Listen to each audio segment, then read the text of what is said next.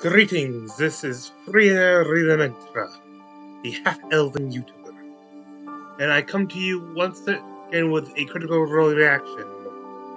Tonight, it was originally planned on recording another continuing reactions to Legend Dudes, but I've now seen that there is something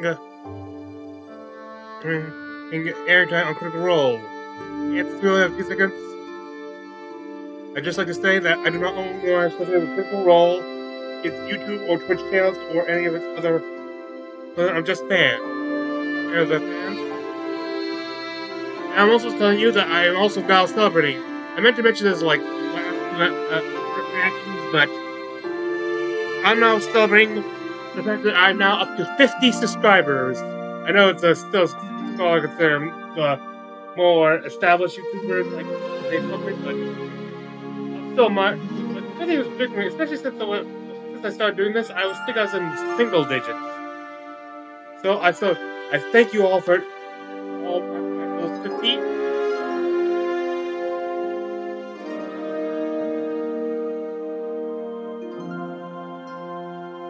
Tonight will be a roundtable of where they'll talk. Basically, just a discussion. Welcome to our Game Masters of Exandria Roundtable. I am Matthew Mercer, joined by Brennan Mulligan and Aabria Iyengar.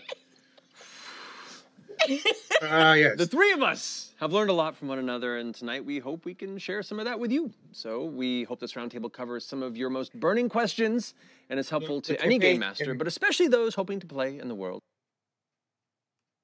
of Exandria. But before we dive in, a shameless reminder that this book is available now with my co-designers. I am aware. I have it. Tal'Dorei Campaign Setting Reborn to be a handy resource filled with lore, creatures, character options, and advice for running a campaign in the continent of Tal'Dorei. So many amazing writers contributed to this book, including Aabria, right over here, who kept parts of the book hidden from me so I could play an EXU. But more on that later. We are all so excited for more folks to play in the world of Critical Role, and we wanted to give you a little peek behind the curtain at our inspirations. No, they probably recorded this. Build your own stories and expand the world at your own tables. So, without further ado, let's jump into tonight's Game Masters of Exandria Roundtable. All right, so this is kind of freeform, you know, mainly just asking each other questions, pulling prompts where he feels necessary, and this will be a one-parter, sharing what knowledge we got. That, I guess, to kick it off, let's talk about building a game, getting started with the process of getting a campaign ready, or getting characters together. Like, let's start with tips for session zeros, which I'll just start off with saying, like, they're really important. Gotta do them. They're not like absolutely necessary if you already have a group that you gel with, but if you can, I highly recommend it, because even if you do, it's a really great experience and opportunity to, one, make sure everyone's on the same page, to make sure the themes are conveyed properly, everyone knows the expectations and the lines and veils of who's comfortable with what at the table. What do you guys love, and what do you particularly recommend when it comes to session zeros? I think for me, especially if you're playing with a table that you already know, I like it as just like a tone check-in, especially if you're coming off of like, this is a group and we play a bunch of things together. I love the just sort of affirmation of tone before you start a new kind of story.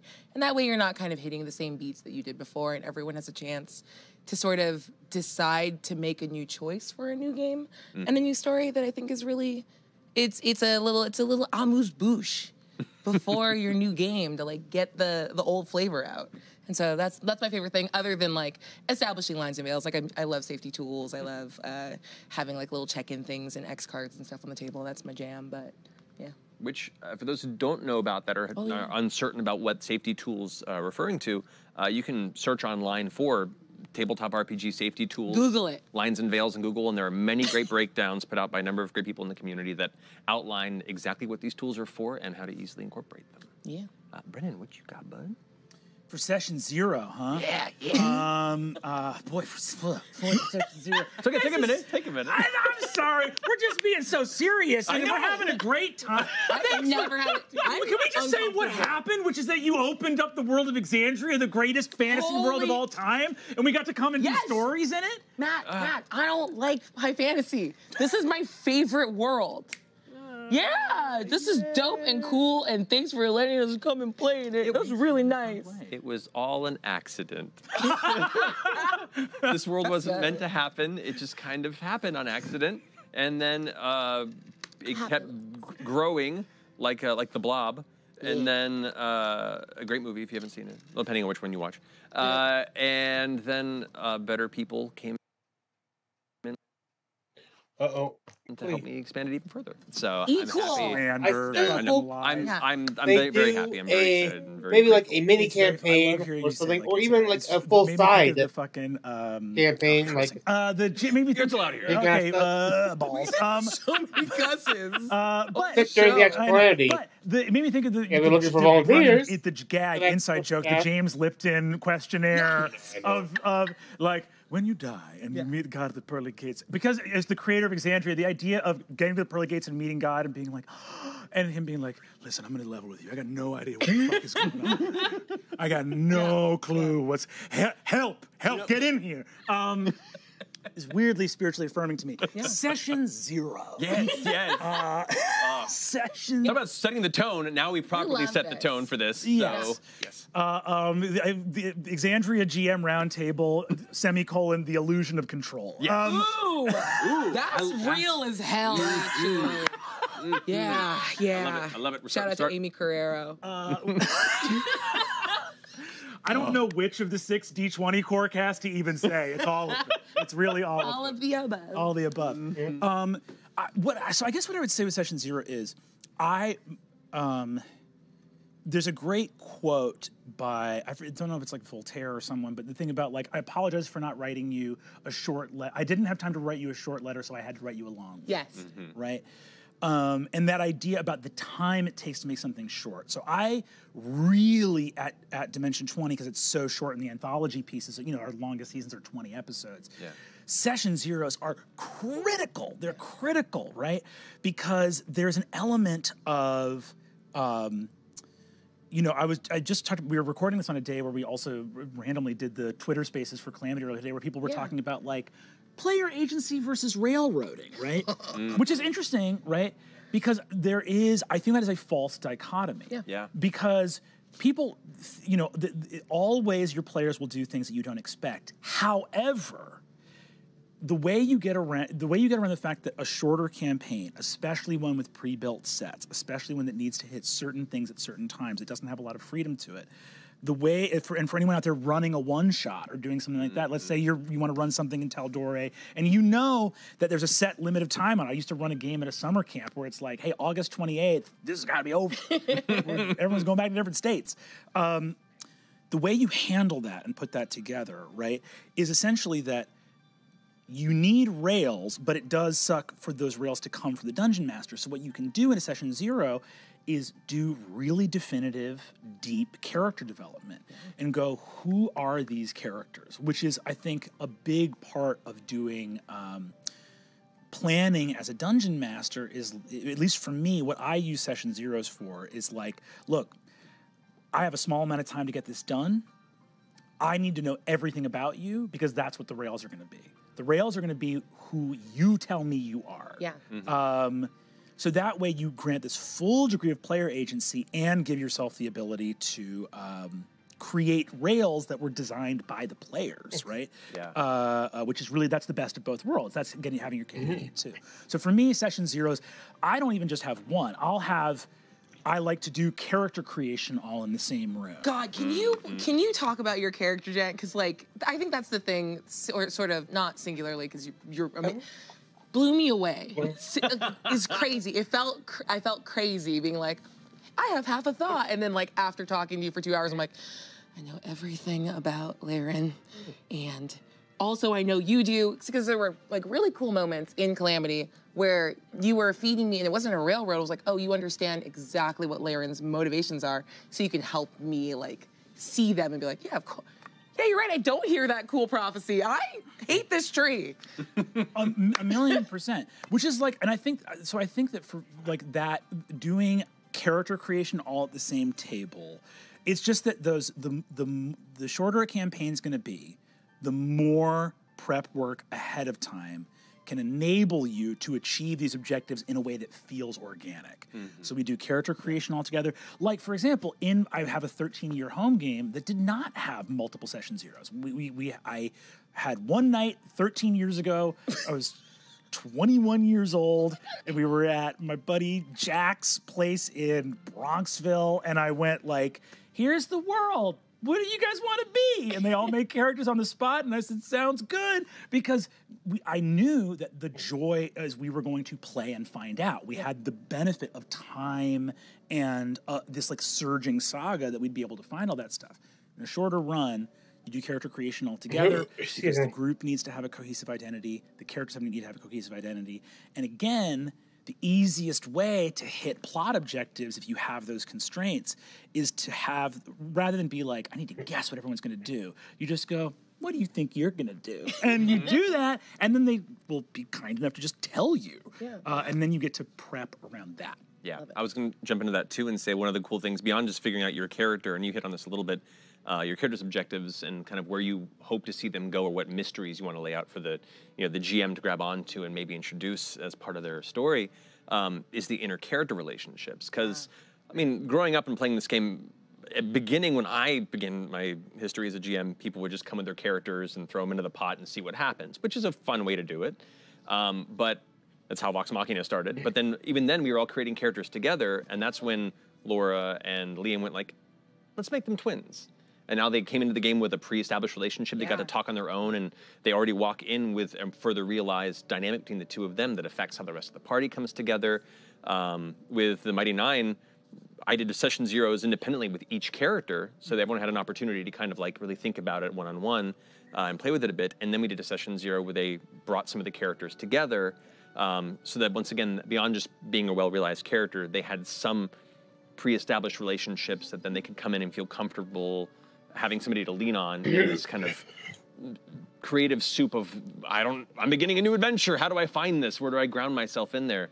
And to the point of Calamity, deeply set relationships that all of you worked together in advance of this, that when you jumped into the game, you all already knew each other's characters. You had, overt and secret histories with each other, and all of these layers of goals and secrets you had between each other that just made the rest of it so juicy. And you wouldn't have that unless you established a proper, extensive session zero to let that build.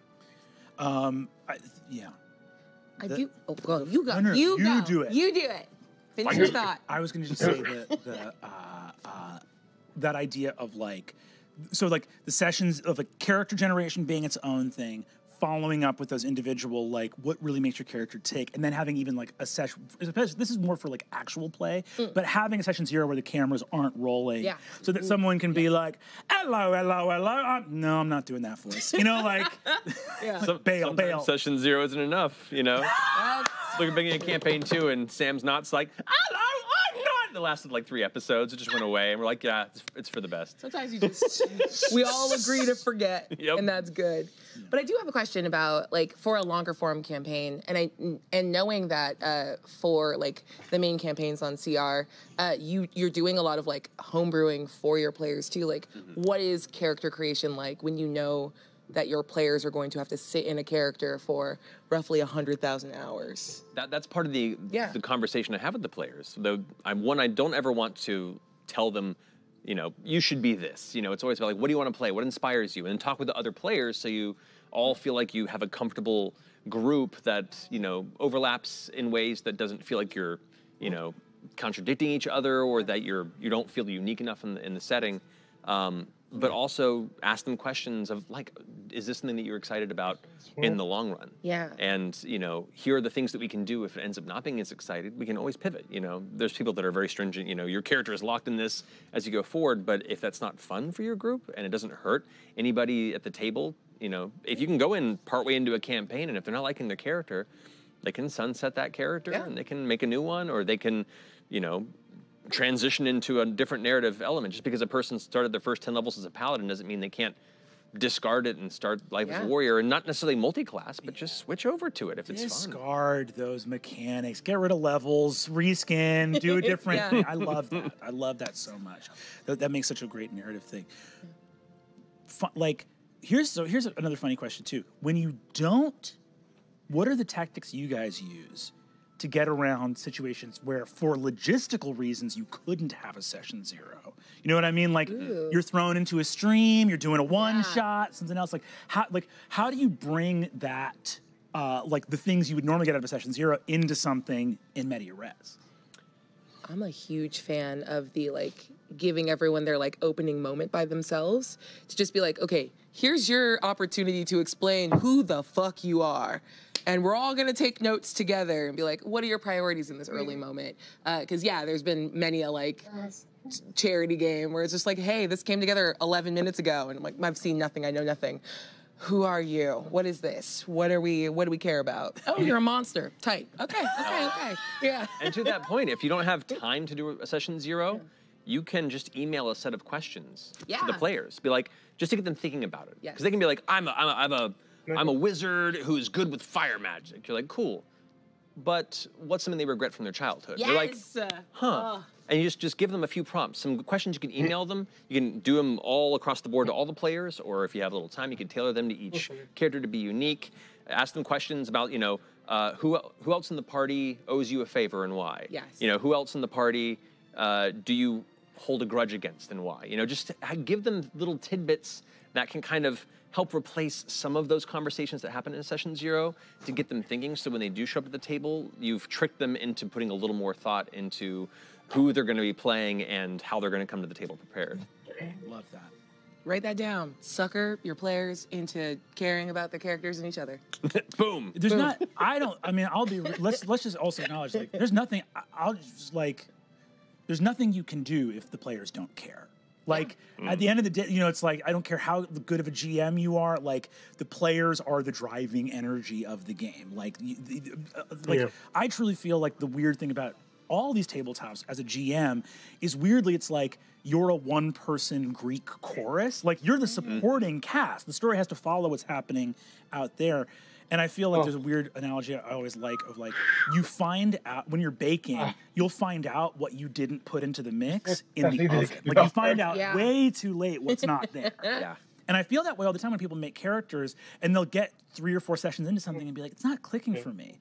There's something happened this session that wasn't fun. And you're like, it has nothing to do with this session. You made a character with no connection to the world that they're from. Or you made a character that has no history and there's complicated things about backstory. I don't think you need all the backstory in the world.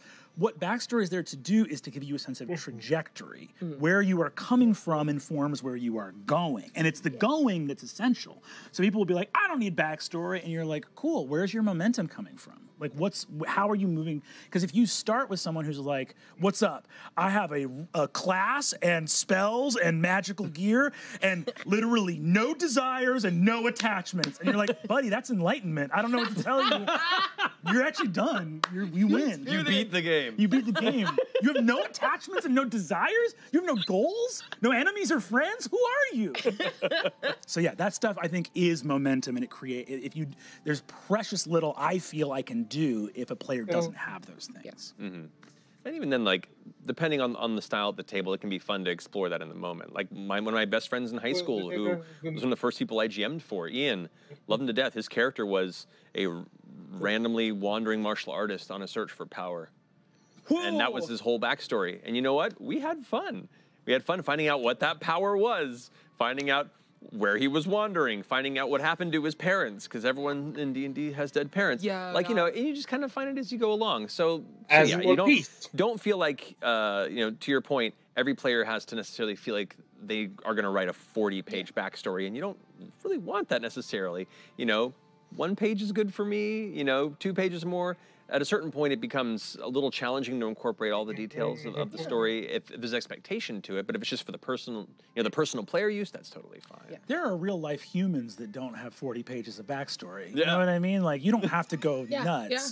Yeah. It's just the idea of, and I think that's right, of the detail is less significant, I think, than the idea of, in improv, we used to talk about the feeling of when does your character have justification versus when they don't, which is like improv terminology of like, do you know what motivates their unusual behavior, right?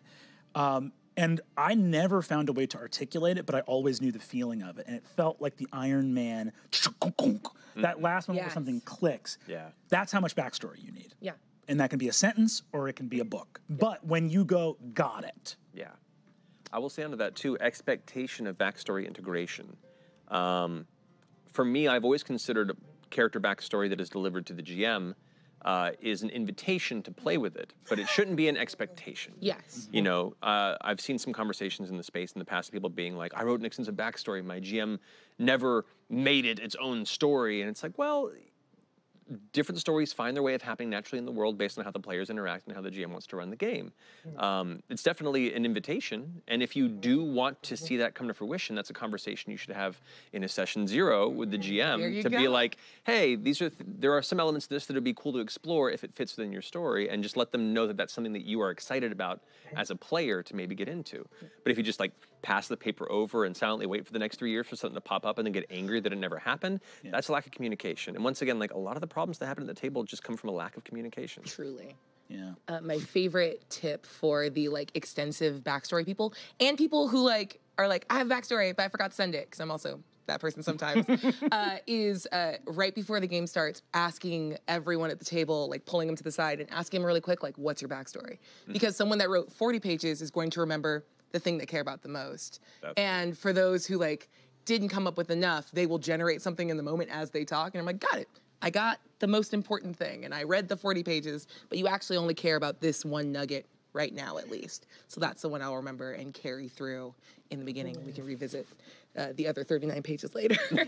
See, I think I definitely fall on the other side of the spectrum in terms of, like, for me, when I get the 40 pages of backstory, like, and again, ultimately it is agreement and conversation about what's the game you all want to play together. Yes. For me, I am lazy. So when someone hands me 40 pages of backstory, I go, oh, plot hooks you'll bite on every time? Thank you.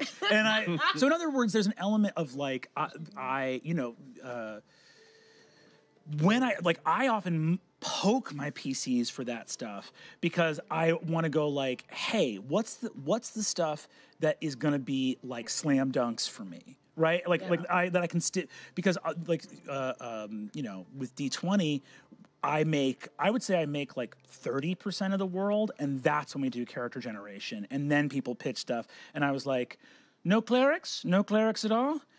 Don't develop gods, underline. And then, you know what I mean? Like literally being like, where's your interest going to be? Because it helps me save on prep time, and it makes sure that I don't miss when it comes to plot hooks, because it's never going to be like, I don't know, like a mysterious necromancer in a corner of the tavern. They're like, fuck this guy. What's up with this dude? And I'm like, your uncle, right? The guy you said you don't like and you swore to kill, he's here. Like Bolo. Sorry. No Bolo, please. Mm-hmm. Goddamn Bolo. Oh, Bolo's the best. Killer die from Bolo. That's our next novel. It's the whole Bolo Yes! saga, legacy. Bolo. Oh my God. Another interesting point, as far as like getting GMs prepped in the early stages, since Tal'Dorei or Exandria in general is an established setting, and this is a conversation that I'm interested to have as well, that can be daunting for people who are new or old players. I personally, as I've learned to GM, I would just create my own settings because I was too scared to dive into established settings like Forgotten Realms or Greyhawk when I first got into D&D.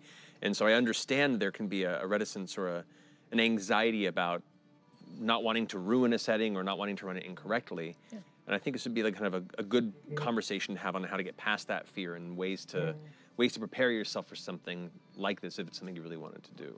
Well, the nice thing I'll say is no one would ever correct you about running Tal'Dorei wrong.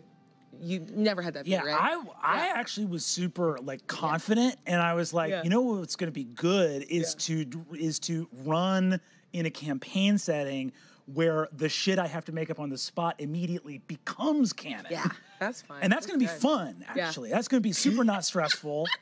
This is going to be good for me. It's a great topic. We're going in a great direction. This is good. This is good. I love it. The good news is, for the majority of you, it will not be live streamed to the internet, so you can fuck it up as much as you want, and no one's going to poke you about it on the internet. Yeah, dude. Fucking ice water in my veins. Hey, try it when the guy that made the world is at your table. You were great.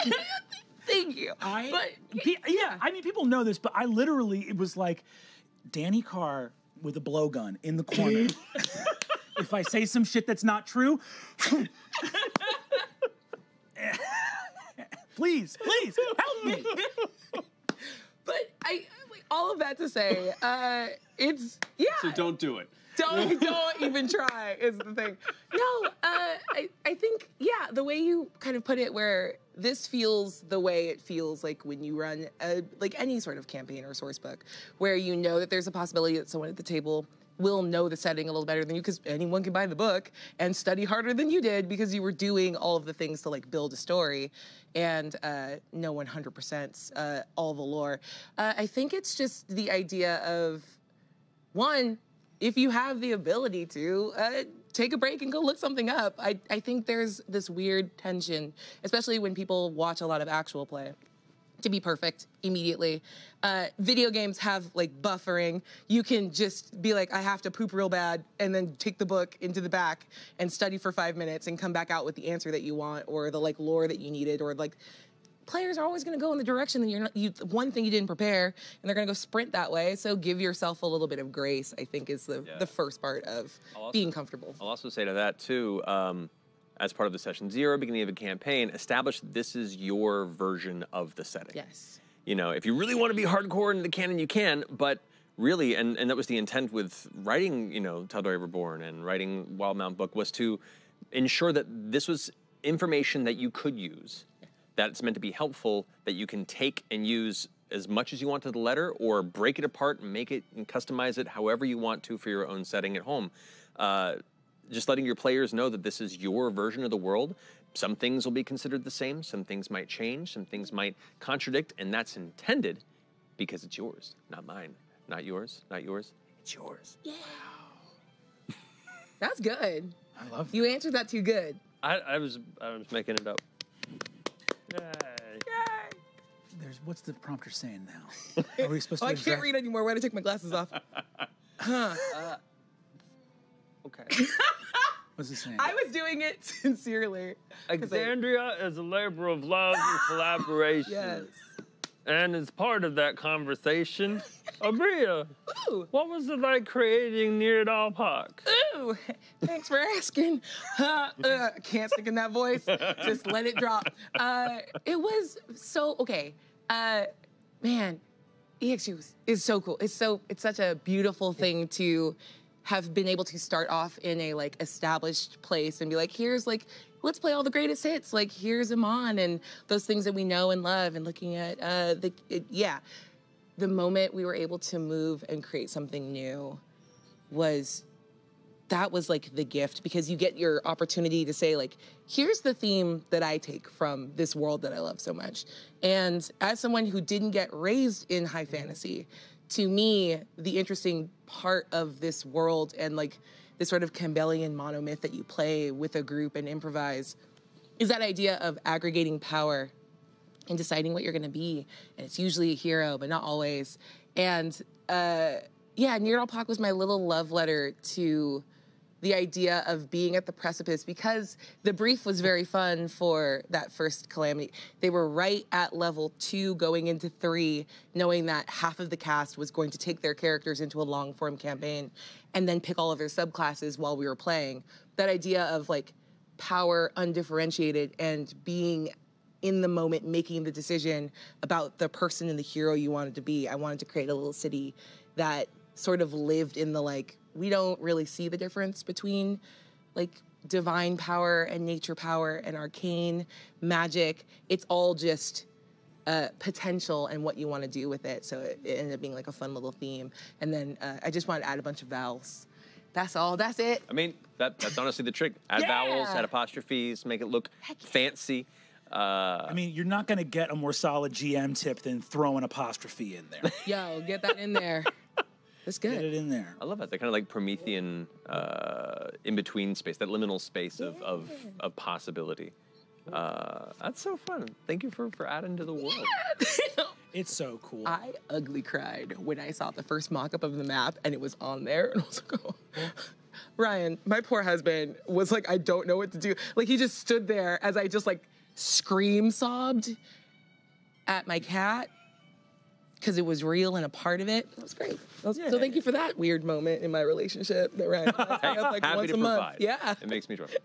I think I've said this to you before as well. Like I despise the auteur theory of world building in creation, you know, I mean, in film in general, but like, you know, in this instance, the idea of one person is the author of a space and kind of domineers over the what's right and what's wrong of that. This was, once again, all created kind of out of accident and the necessity for it to build, and as it kind of took on a life of its own, nothing has been more fun and more exciting than watching it grow beyond me. You know, like, and I feel like, you know, as a person who's not a parent, this is the closest thing I have to a child is this world, and watching other people kind of become family to it as well, and kind of adding and developing it in their own way. It's really kind of, it's something special. Babies? I think we got story babies. Oh, hell yeah. Speaking of story babies, let's talk about what you did. Yes. Because I got a place, you got a time. Yes. What was it like building out the like sort of legendary Age of Arcanum? For the record, I was so much more relieved to have I think what you pulled off with the first EXU and then Kaimal after it is so much scarier to me and such a bigger lift because I'm sure people get Calamity and are like, how you could fuck up the past and change the future. But to me, I was counting them. I was like, halfway there we were like, wait. I had a button to shut it down if it got to 3. I was ready. Here's the thing: when you don't have those first two, because it goes 1 in 20, 1 in 400, 1 in 8,000, 1 in 160,000 or 1.6 million, or in any case, it's the first two 20s take it down from either 160,000 or 1.6 million all the way down to 1 in 400, which is way more likely. No, but to me, the I was very intimidated by the idea of having the past behind you, which is what EXU, the situation is you have the full weight of the canon there. Weirdly, when Matt was talking to me about EXU, here's all the corners of the world that warrant exploring, and Matt threw out the Age of Arcanum, and I was like, that was not said by accident. Like, that's a part of this world that Matt loves. And the entire Aor arc in C2 is, there's a million of my favorite arcs, but that one does stand out as being like, what an incredible piece of world building, because fantasy, like what Exandria nails and what Matt nailed in C2, is fantasy's bad with time. Fantasy is bad with time. All respect to J.R.R. Tolkien. I'll cry every time Theoden's on screen or in the book for the rest of my life. A sword day, a red day, ere the sun rises. But we gotta get to Return of the King. We gotta get there. We'll get you there. We'll get you there. But I've called it out in the past that in Middle Earth, like the best sword that ever got made 10,000 years ago. And if you compare that to the real world advancement of weapons technology on Earth, you start to go like, how are blacksmiths doing emotionally? Are they okay? They're all doing bad. They're all like, yeah, I guess there was an elf a long time ago who made the best thing there's ever goddamn been. And what's so great about Exandria is that it exists in time. Matt is so good about having fucking holidays and a calendar and time moves, and it creates a feeling of reality to all these things. And when you go into C2 with Aor, you get the feeling of like, no, this, like, yes, we have this Lapsarian Edenic thing that's necessary for fantasy of like Like, how do you populate a world with tons of dungeons and magic items that are unexplained? You need some long ago time. And in Middle-earth, Tolkien kind of just goes like, yeah, shit was dope back then. And it stopped being dope. Anyway, and... I'm verbatim, that's what he said. That's what he said. But with Calamity, there's this incredible in-world explanation for how this stuff got lost. Yeah. So it was, I'm sorry I take 40 minutes to answer a question. My brain, I apologize. Your brain is good. We're here for the point being, it was an incredible time to go back to. And it was really exciting to go back there because it was basically, as an improviser, the ability to yes and all of the implications of this deeply tragic, horrifying, you get to Eor, Cognosa, the Genesis War, like all this stuff. You get into this thing, the Immensis Gate, and you start going like, this was not like now. And it's, and it's different. You get to this world and you're like, this place was bureaucratic and Byzantine, and things aren't like this anymore. How strange. And you see visions of a more technologically advanced, which is a big departure from the Tolkien thing. It's not just like, oh, people were more magical back then. It was like, no, there was a whole system going on. So everything with Avalier and everything in Calamity was a huge yes and a huge ability to like basically tap into a piece of like storytelling DNA and go, okay, spread that out. Like what's the evolution tree that comes off of like that Eor arc from C2? And it was a goddamn dream. And specifically to be in the ancient past I felt like a big load off to be like, I'm going to go into the ancient past, I'm going to sideswipe to an unnamed sky city, and we're going to make something where like it's going to sort of like have a little bit of space for 6 of the best players in the world to fuck my shit up and not ruin anything in the canon. But also, you explained the shattered teeth, which is fucking dope. That was so cool. That was there was a delicious. There was some of my favorite stuff that came out of talking with Matt in that one were like, because I think that we were talking about it before. Because in the early stuff of that, it was like, yeah, where does Avalier go? Like, it's bopping around. It's sort of this traveling city. For the record, like, just to jump in here, like, so much of my life since Critical Role started, even before that, just at home, was just by myself in my room building this shit, because the only people that cared about it were my players. Getting to collaborate with people, both in these books, and then actually, like, world build and, like, have you out of this is so awesome and so freeing. To have somebody to bounce it off of. It reminds me when I used to co-GM with my friend Zach like 15 years ago, to have somebody to bounce ideas off of and to like, tie things together. And these conversations were exactly that. I remember like taking Omar to the vet with Marisha, and while she's taking care of business inside, I'm out there for like an hour on the phone with you talking about just like the cosmology of Exandria and how the gods relate to mortality and their creations and the historical kind of truth behind a lot of the different gods. And like, I don't get to have those conversations with anybody, like that's awesome. But anyway, sorry not to cut you off there. Yeah, I need another 20. Thanks, man. Please don't cut me off. What was I saying? Essentially, it was a beautiful time to explore, and tying it into the lore, the shattered teeth, Vespin Chloris, and the divinities, right? Because those are the things that sort of like you couldn't Pervan Sul. Talk about a moment where you have to improvise where you're not expecting it. I was like, all right, we got the Pervan cameo and he's dipping, and Sam and Luis being like, wait! And I was like, don't make me do more stuff with Pervan. That's a part you can really fuck up. I was like very careful about not giving them like surface, part of like having Avalier be again a before unmentioned place is I was like, whatever you guys do here, it's like I've child-proofed the house. Like, sorry to not that the players were themselves children, but foam surfaces. I'm a dumb baby. Yeah. Thanks. You want stuff that they can break. 100%.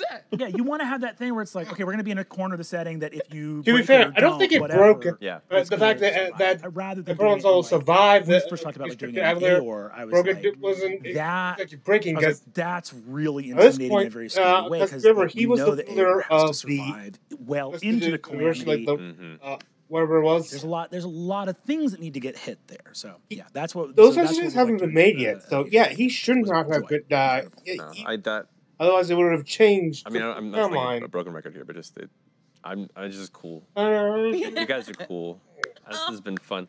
Another cool facet too of having you guys play in this world is everything you do. You keep saying I don't want to worry, I don't want to mess anything up, and you haven't. The only thing that want to mess it up. I know. It's like I'm gonna ruin it. And you tried. I broke it. And you broke a lot of things. Thanks. But there was one thing you couldn't stop. Heartbreak. And the calamity, I guess. It's in the name.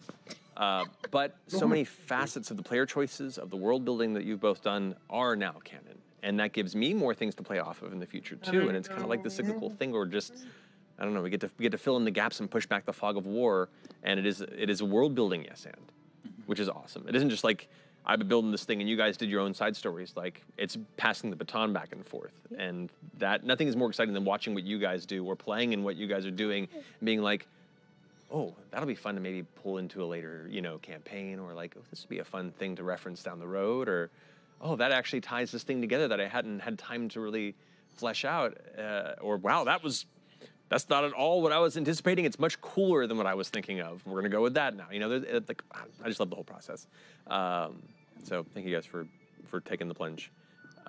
And to that point, in using this at home, you don't have to worry about any of this pressure. You can do whatever the fuck you want. You want to stop the calamity? Go for it. Oh my God, it's fine. Stop the calamity! Don't let it happen. If you see a tree and it doesn't make sense, you should just leave it. You should just trust a tree is maybe the thing. The sun tree's ancestor. Look what you did. Look, I expected to blight it just to be like, hey. The hubris of slightly disliking hippies.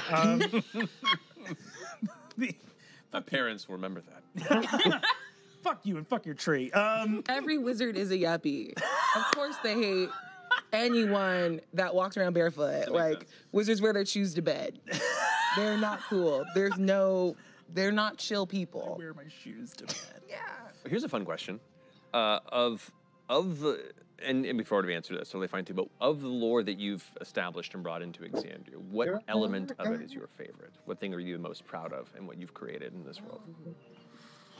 Oh, that's a good question. Wow. Dang.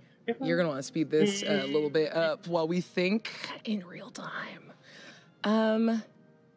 I know it seemed disrespectful in Kaimol, but to me, I just loved the idea that, like, even a generation after one of the worst things that ever happened to Tal'Dorei in the Chroma Conclave happened, like, to me, irreverency and a lack of, like, holding the past as sacred it's like a hopeful thing and a sign of progress where we're like, we're no longer wounded by that, so we can laugh at it. So making the, like, Chroma Spa Cave and really just the world's goofiest little casino to me was that idea that, like, nature heals and sometimes it heals a little stupid, but it does heal and moves forward. And then when you mentioned the Taste of Tal'Dorei in the main game, my group chat of all of us while we were watching, like, blew up. We're like, did you see? I'm like, yeah, watch it! Ah! Oh, and I can't take all the credit for that. The Taste of Tal'Dorei was Bashir Gauss's one of his contributions to the Hellcatch Valley. So that was Bashir's little thread that he threw to me, and then I got to flesh out from within there. So that was another example of passing the baton back and forth in co-world building that makes something really special. Yeah. I love that. Exploring that was all the, like, external chaos and internal, like, deep sigh that I could have ever hoped for. Just, oh God, you're right. Now we now have Casa Bonita and Tal'Dorei, and I thank you for that. I'm so sorry. No, it's wonderful. It's fucking great.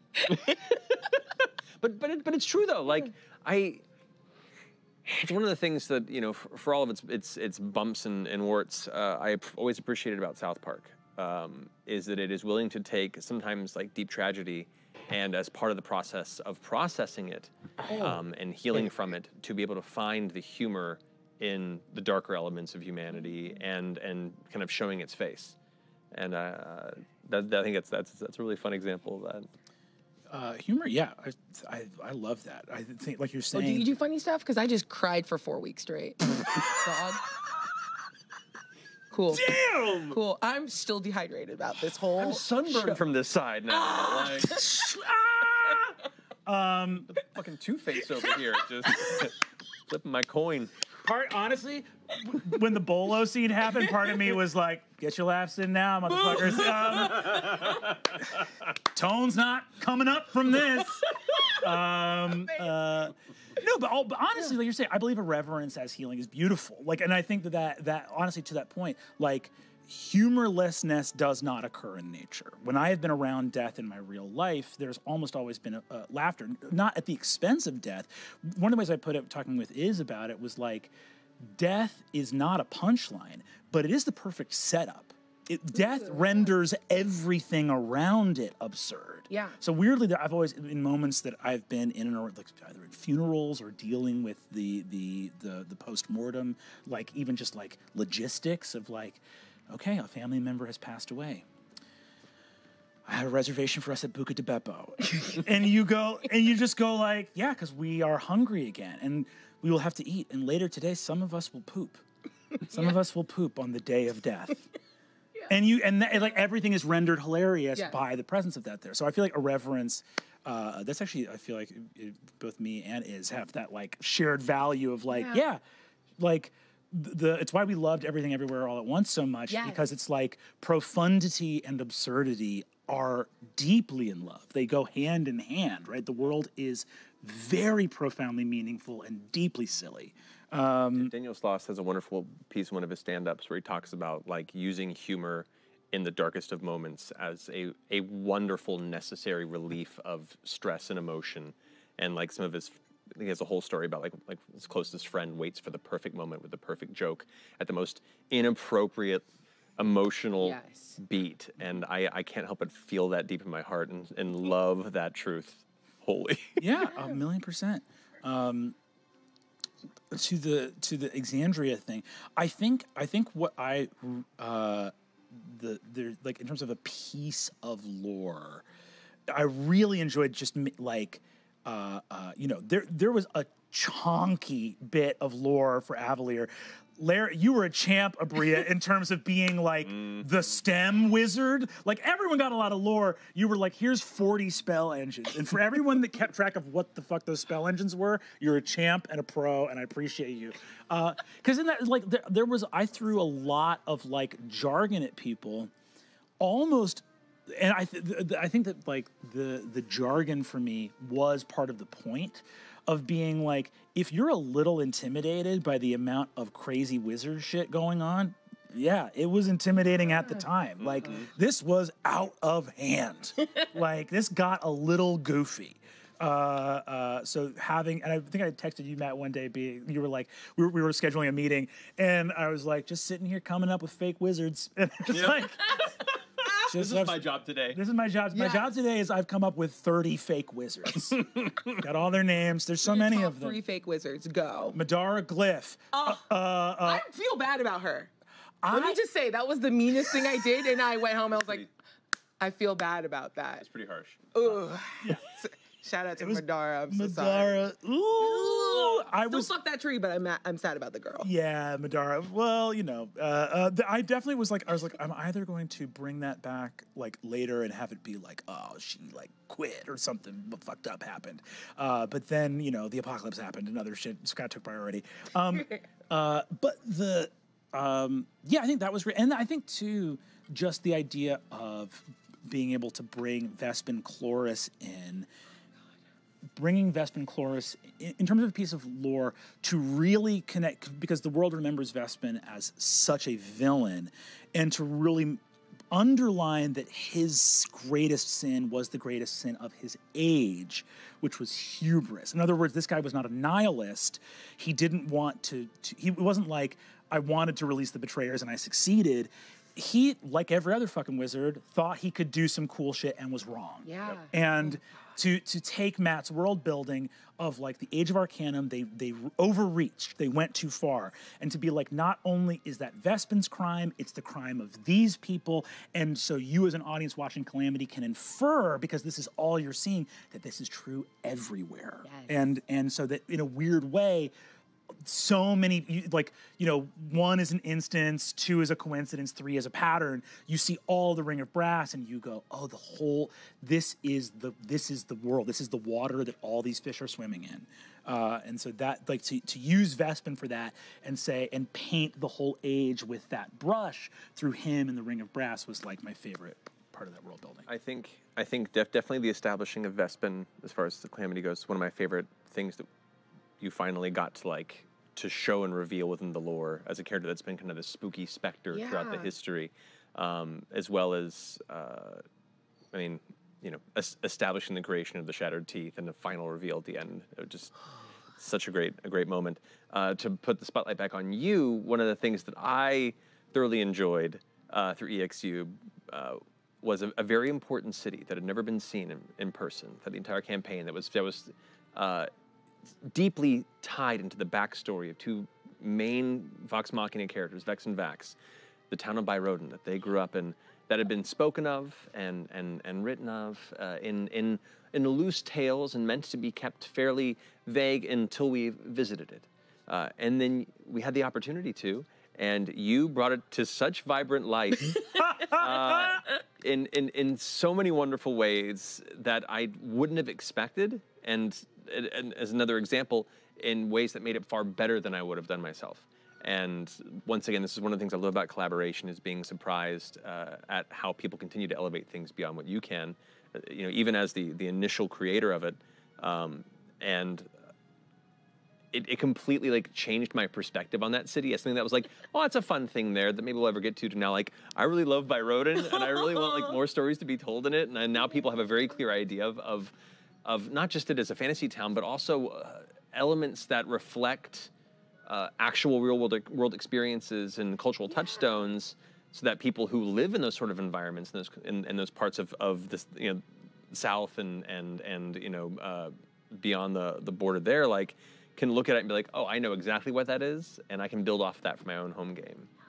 And I love and shout out to Amy Carrero, because we had that conversation about Laredo, Texas, and I've yelled many times on the internet about why I think the American South is like the most like magical part. Like there's something storied about it in this very interesting way, and also having the fun of like making a place that felt homey and cozy in the way that like the descriptions and experiences of Singorn weren't, in order to validate Vex and Vax's path of the way they like romanticized their youth that we never saw, versus like this sort of coldness and of the like elven city that we did get to see.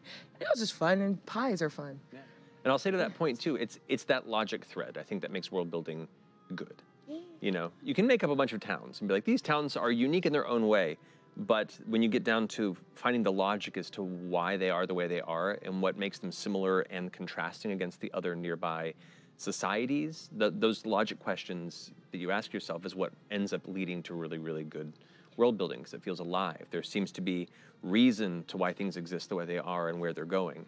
And you know, that's kind of my exercise whenever I'm trying to world build, is, you know, have some fun ideas, throw them down, and then start the logic matrix of how does this fit now against everything else around it? How does it affect the space that I've put it in? And if it doesn't work, do I move it elsewhere? What do I change to make it work? Does it bring up more questions about things I've already created? And then how can I, you know, change the math on these things so they all now work together and make sense? And that's part of the problem solving and kind of puzzle aspect of world building that's so fun. And so fun. You guys are freaking great at it, and I love it. We learned it from you, Story Dad. Learned it from you. What's next on the thing? Yeah. Okay, do you want to ask this? Yeah, I'll ask. I got this. We gotta stop squinting so hard. We're just like, this is natural. Yeah, put on my glasses. I will put mine back on. I can't see for shit, y'all. Well-oiled machine. Matt! Yeah, Brandon? Oh, no. Oh, God, I'm blacking out. Drink some water. It's fine. Just more coffee. Never had water a day in my life. Yes! What were some of the catheters are for? Matt, what were some of your inspirations for Exandria? That was almost a spit take, so I'm done. This is actually great. This is what, because like Exandria itself, Exandria was born in a misty past that none of us have access to. Yeah. Which is pretty fucking cool. That's a little bit of the Matryoshka doll of the Genesis. Like, we come into campaign 1 partway through. Yeah. So the idea of, like, its Genesis really starting as other, like, what were its inspirations? And, like, I also do kind of want the, like, real world info.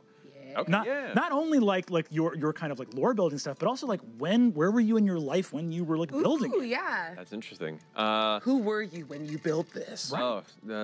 Younger. Yeah, I'm done with drinking. That's a little spit take. We're done here. Okay, well, so Exandria started as a reaction to wanting to run a game for a bunch of my voice actor friends who, some of them hadn't played in a long time and some of them had never played. And so it wasn't meant to be a world, it was meant to be a city. I just built Stillben. Yeah. It was a swamp town for a one-shot, and I got nothing more beyond like some basic facets of the town, a couple of inn names, a couple of road names, a couple of factions, and a general like through line, a one-shot we could play in like 6 hours at home on a weekend. Amazing. And that was it. And that wasn't even Exandria. There was no name for the world, it was just a town. And then we finished the one-shot, and then the email came in, hey, that was great. When's the next one? Oh, so now now it's becoming a campaign, and they were hooked. And I was like, yes. And so then the next, game turned into Western. And then I built the area around Western. And then after that second, third session, I was like, oh, this is becoming an actual campaign. I guess I got to start building this. And so from there, I began like going into Photoshop and started like just, scanning hand sketches of the outside of Taldore. And there wasn't even Exandria then, it was just Taldore. And I still have like my old files that I'm like really poorly done on Photoshop. But yeah, so it was just a slow building thing. And then eventually they had explored enough of it and began to ask and invest in enough of the world's history and the lore that I had to write it. And so I began to expand upon that in my head. And then I came up with the name of the world, which was Exandria. And they asked about other continents, and I said, sure, Asilra, and I will never get to it, and then eventually when we do, I'll flesh it out. And, it just kind of organically happened as we played. It was laying the tracks down in front of the train as the players are exploring it. And then the more I did that, the more I fell in love with it, and then just wanted to see more of it realized and wanted to kind of flesh it out. And then it became the logic thing. It began from what was just like throwing things together. What are the things that bother me about fantasy world building? As a person that grew up reading novels and watching fantasy films and TV, like a lot of high fantasy is wonderfully designed in its flair and its color and its magic and its robust sense of wonder, and then it breaks down if you look past the curtain. Like you were saying earlier with Middle Earth. Like at a certain point, you're like, yes, well, it's a magical time where things of wonder occurred. And now there are dwarves, and you're like, right, but like. So you're 3,000 years old, but your generations are each like 150. How do you know that if you go on a date with someone, it's not your descendant? Do you guys keep a record of this somewhere? Gotta have like I would. You have to have little bracelets or something. Oh, yeah. And that awkwardness still happens, I'm sure, in the Kryn dynasty. Love that. Kryn dynasty matchmaking, buku bucks, baby. Well, guarantee you're not related. There's an interesting book I remember reading many years ago that a friend recommended to me called, I think it was Many Lives, Many Masters, which is an interesting story, I say. It's supposedly like based on a true story, but about like, past life regressions and people like discovering that they had reoccurring souls that would show up in different past lives. And in this life, they were, partners. In this life, they were neighbors. In this life, they were a father-son. But they were like continuing cycle of spirits. And it was, it's a very interesting story. Whether or not you believe that or not, I don't necessarily, but it was interesting to read. But that was an element of that inspiration in the creation of the Kryn dynasty. And as I began to develop it, I was like, that's got to be an interesting scenario to all of a sudden be born, come in to realize your previous memories, and be like, huh, You there, my oldest teacher. I was your father 300 years ago. You know, this is odd. Let's go have a sandwich and have some therapy. Like, you know, it's a weird scenario. But yeah, so like then I guess to what you were saying earlier, the world building of Logic began to be, okay, this is a game of Dungeons and Dragons. There are ancient relics, there are ruins that contain mystery and power. Why do they exist? Yeah. There has to be something that buried them. There has to be a reason, not only that people could build great things, but then lose them. And that's where the idea of like the calamity came into bay. And also the divergence was one of the things that bothers me in a lot of fantasy settings where there are powerful deities, all-powerful entities that guide the threads of fate and walk amongst the planes. But then all of a sudden, if there's a great danger, it's up to a couple of low-life heroes in the tavern to beat it. And the gods are like, fix it for me. You know, like the logic kind of broke for me there. So I wanted to come up with a reason that the gods were removed from the world so that the players still felt they had agency and couldn't rely on the gods to fix all their problems. And if they did, I wouldn't have to be like, the god just says nah, you know, and so. Dawnfather, known for being like, we'll put a pin in it. You're not entirely wrong.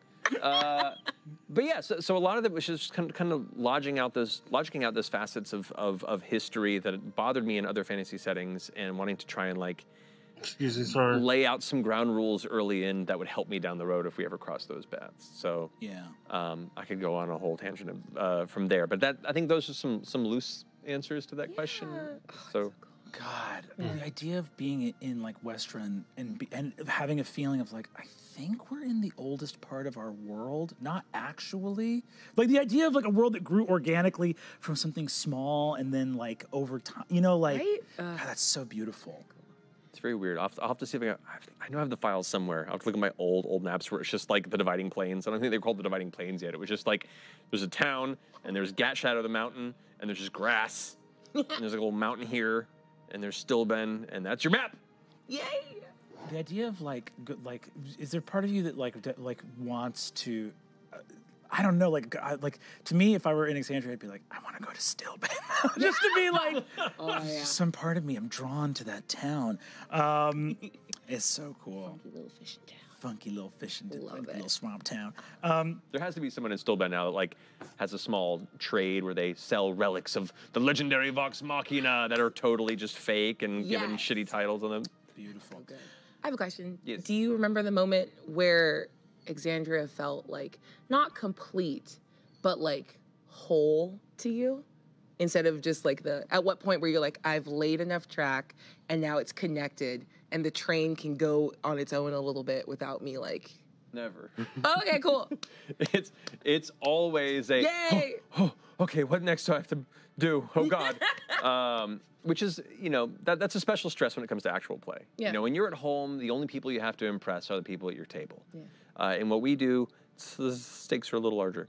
You know, when people are assembling wikis and, you know, pages that are, listing out all the contradictions within the things you've established in your lore, and you're like, fuck, I forgot that. That's not what I meant. I misspoke on. Okay, well, I'll figure it up later. You know. The what did I just say? Panic. I've only ever felt in actual play. I'm like, yes. Oh shit, what did I just say? To be fair, I have to say it again. What did I call that? Also, I'm still getting over Aabria. You asked Matt like, when did the world feel done? And Matt Stone Cold went, it doesn't. With this right here. Folks, get it at your local gaming store, Tal'Daria Reborn. If that's not done, and this is a continent, folks. Yeah. That's one continent. Yeah. They got Wildmount, too. Yep. This is not done. I'm just going to go home. I don't know. Yeah. I have that physical copy. Not done? I'm not sure if I have it on D&D Beyond. I got 3 months between seasons. Okay. On Welcome to Biggityburg. Here we go. It's the new town. This is the new season. You whackity schmackity do 10 episodes. Help me. The only thing my brain's gonna remember from all of that is Biggityburg. Welcome to Biggityburg. I'm different. No, but I think it's the ruins of Avalier and the Shattered Teeth. Biggityburg. Yeah. Biggityburg, deep in there. Welcome to Biggityburg. Go home, play that in your world, and tag Brennan on Twitter when you do it. Let me know how it goes in Biggityburg. But hashtag Biggityburg. Truly, But with that though, I think that is a testament, Matt, though, to like your you know, every GM is different, and everyone like, but you're like I know what you mean of like rendering this stuff in detail. There's always more to be done. There's always more world building to be done. But I do think that like your knowledge of this world is so deeply inspiring, and the idea too of a world that like, because I think you want that feeling, right? For me, that feeling of you sit at a table and you look up at a GM and that GM goes like, oh, I literally know about this world. I would pass out from exhaustion before I was finished explaining to you everything I know about this world. And you want that feeling as a player to be like, it's real. You know, I think that's such an interesting thing where players always do that to, like, they always say that. Like, did you know? Did you prep that? Was that written down before? And it's like, but you feel that as a player when you sit down. And I think, like, the beautiful thing about Exandria, and again, even you, like, of course your answer was going to be like, it's not done yet. Because world building is a hallmark of great storytellers. Yeah. Or lazy ones. You know what? You could be both. It can be very much. You're incredible, and you got to roll around in the compliment. You got to roll around in the compliment. I'm getting trying to be better at that. Thank you. But also, like, you know, not done in the sense that, like, what I set out to do with this, and like especially with the books, is to not be like, here, Tal'Dorei, it's done. You know, it's like, here, Tal'Dorei, this is what me and Hannah and Joey or James Haig have put together. And there are many spaces in here for you to continue to build off of. It's a thorough scaffolding for you to also take the inspiration to build off in however way you want to. Like, nothing makes me happier than meeting critters in the wild, conventions pre-COVID, and also, like, you know, in the street an occasion here and there, and them telling me about their home games and how. And some people are scared to mention it. Others are more excited to tell me the things they've changed. I'm like, yes, please.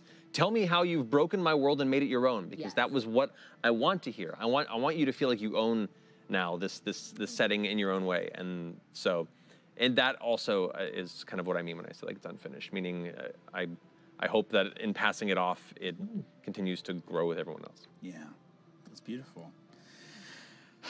Man, so why do you guys make your villain so hot? That's my question. It's not on the prompter. Why to make villains so hot? First of all, I was following in your footsteps because Aabria established that every Exandria GM gets a betrayer god as a goodie bag on the way out. That is fun. That is fun. That is fun for us. I saw you with the Spider Queen, and I was like, I'm doing that shit. There was nothing more gratifying than watching you have that, like, big spoilers, like, turn moment, because I was like, I could have never done that. Amy would not have let me be bad. She's like, no, girl. I'm like, I got girl bossed. The fact that Amy, and once again, this is a testament to why I love playing with newer players. Yes. When you don't know what they can do. There's a cycle I'm noticing through the years of playing of like a player cycle. When you first begin, you don't know the boundaries that a lot of experienced players expect or understand. The more you know the game, the more you tend to, more often than not, stay within the confines of what the game establishes as the rules. But when you're new to it, you don't really understand that, so you take wider swings, you make stranger choices. You really kind of like push against those boundaries because you don't know where the boundaries are. You're like a kid who's learning how to walk for the first time and bumping into the furniture, and it's wonderful. And then eventually you kind of fall into those lines. And not always, but sometimes you find yourself kind of subconsciously sticking, coloring within the lines because you've learned to do so. Then over time, you begin to realize you've been doing that, and then you go back to being weird again. Yeah. And that's my other favorite point. It's new players or extremely experienced players that have come back to reclaim their stupid youth as players. And Amy was a perfect example of a player who just didn't give a shit and wanted to just follow the thread and push in the best way. And the two of you playing off of each other, oh my God, I was at the table just kind of going, what is happening? This is amazing. That's so good. But like, I think Aabria, like your proficiency and excellency in like reading that, because that's the thing, right? Is like it's so funny, the term like master, game master or dungeon master. it creates this hierarchy, but it's an inverted hierarchy. Because what it is you are in the position of service as a GM. It's like you are singular, even though all these people share one role and you have a singular role. I've always compared it to like the person who's making dinner in a small kitchen. Yeah. Because the kitchen can't fit that many people. You're making dinner for everybody. And I feel like you're saying, like, to read your players and go, like, I'm going to serve you in this moment and give you exactly what you're asking for. Like, that is what you are. You're a genie. You're like, I'm going to grant your wish. What's the experience you came here to get? Let me give it to you. And I feel like that was an unparalleled example of, like, reading what a player wanted in that moment and being like, cool, you get your wish. Like, it was great. It was so great. To answer your question, that is the audience's eye, and the internet is thirsty. Don't try to make villains hot. I make villains, and then the internet goes, they're hot. And I'm like, how? That's a hot boy. Okay, no, that's a hot boy. Well, okay, no, Lucian is hot because I walked into this room and was like, well, no, hey, baby. Well, look. Smash! Well, Lucian is hot because the character that eventually became Lucian was established as hot by the creator of that character, and then thus I had to represent them as also being equally hot. Your hands were tied. You had to be. Right. Your hands were tied. Yeah. And why was he mostly naked? Because I wanted him to be. Yeah, there we go. Well, because it is, you know, it is very much that kind of like angelic, biblical, you know, kind of visual, that classic painting I wanted to reference, and I wanted to see his muscles. It's good to see muscles, right? It's good. While we're talking about like building and having physical stuff, let's talk about my favorite like new skill that I got to learn for EXU, which was physical maps, because I'm a theater of the mind kid until this. So talk to me, y'all, people who have done this, way more about the process of like building maps for encounters for your games. To start, I'll say I've played both Theater of Mind and Map, and I love them both for different reasons. Yeah. I think for smaller groups, I prefer Theater of Mind, unless everyone really, really enjoys having, you know, miniatures and maps. But Theater of Mind can tell a quicker story, and combat can feel more cinematic if you're not having to focus down on something that's on the table. But with larger groups, like, you know, 5, 6 or more players, Theater of Mind can become challenging for people to understand spatial awareness, and that's where the minis really come into play for me. Yeah. But when it comes to maps, I'm also a huge fan of miniatures. I've been collecting them for a long time. I call them my adult Legos, because it really is just like sitting down and bringing something to physical life and being creative. Yeah, how about you? I'm going to give Rick Perry a call. Well, I will just say, I remember when you told me about Still the looking for ideas, and I was like, oh my god. That changed. Oh, Blue Tack. Well, that's a Rick Perry original. So on Dimension 20, we have Rick Perry, who's a production designer, who is a brilliant man, and his whole shop, the Transformers shop of people franchise, are awesome that come on and produce our miniatures, which is. Even if I were a minis collector, so many of our Dimension 20s seasons are set in Candyland, Game of Thrones, or High School for Heroes, right? So we do a lot of pop culture mashup things and a lot of genre mashup things, which means that all of our stuff needs to get built from scratch. And Rick does an incredible job of doing that.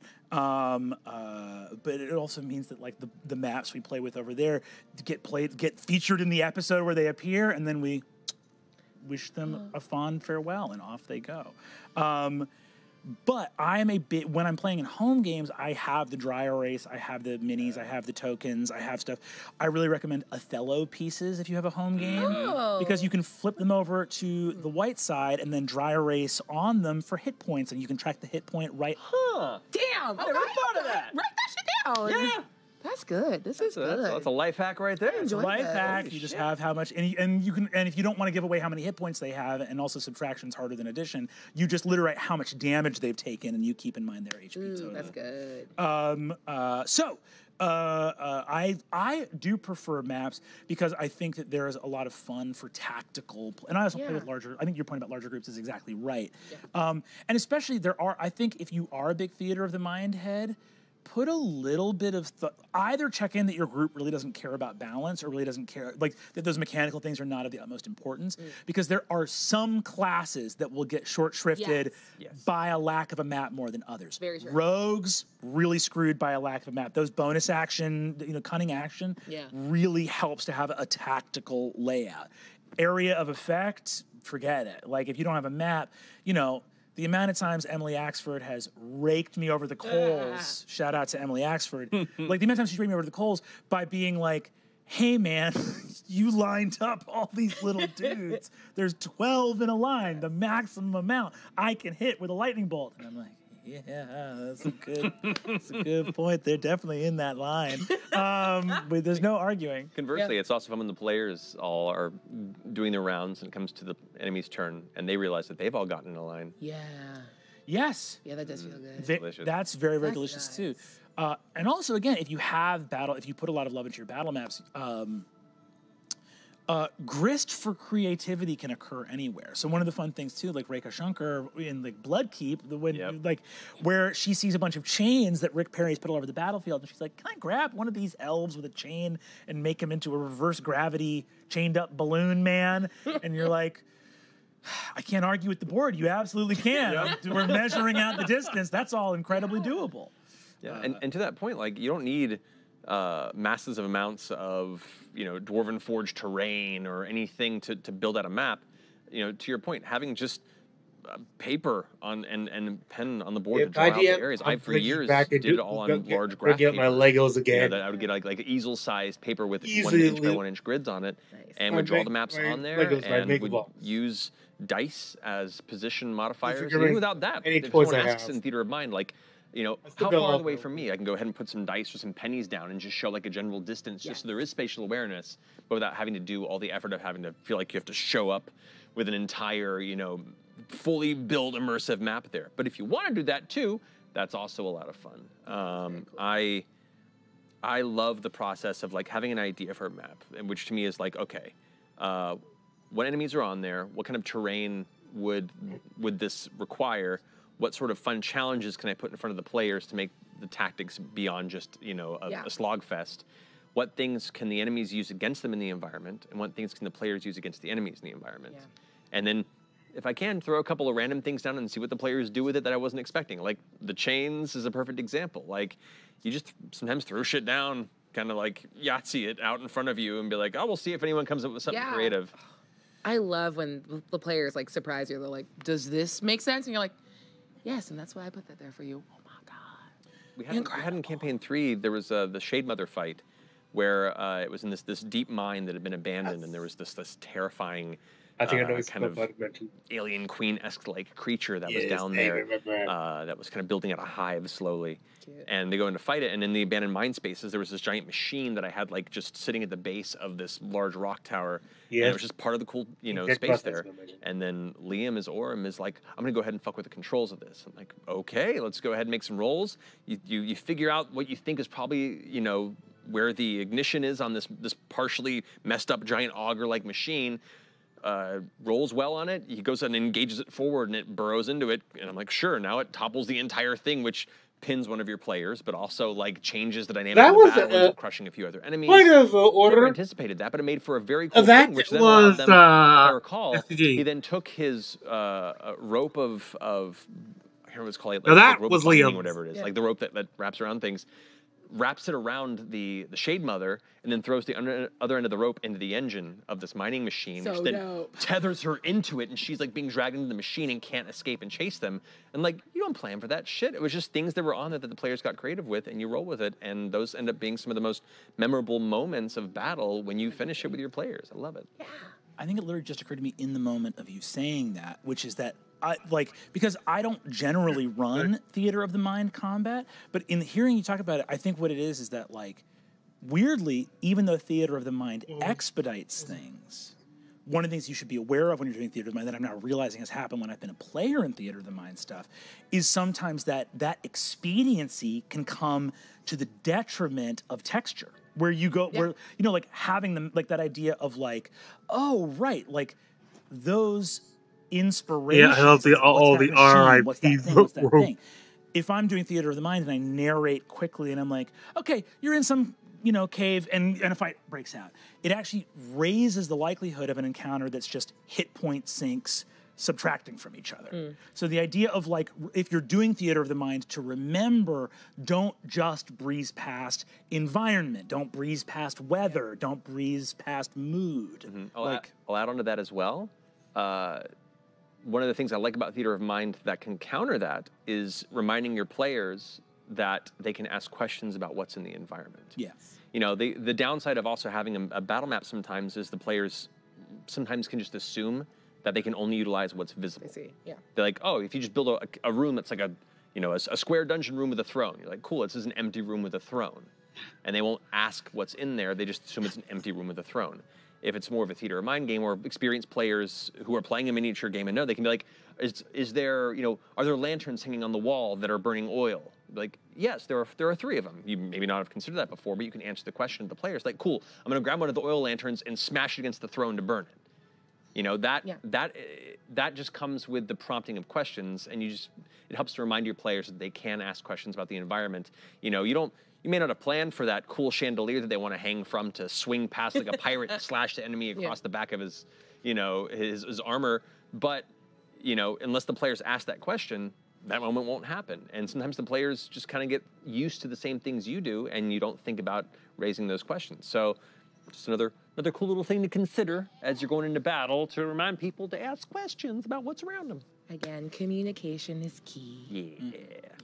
Yeah.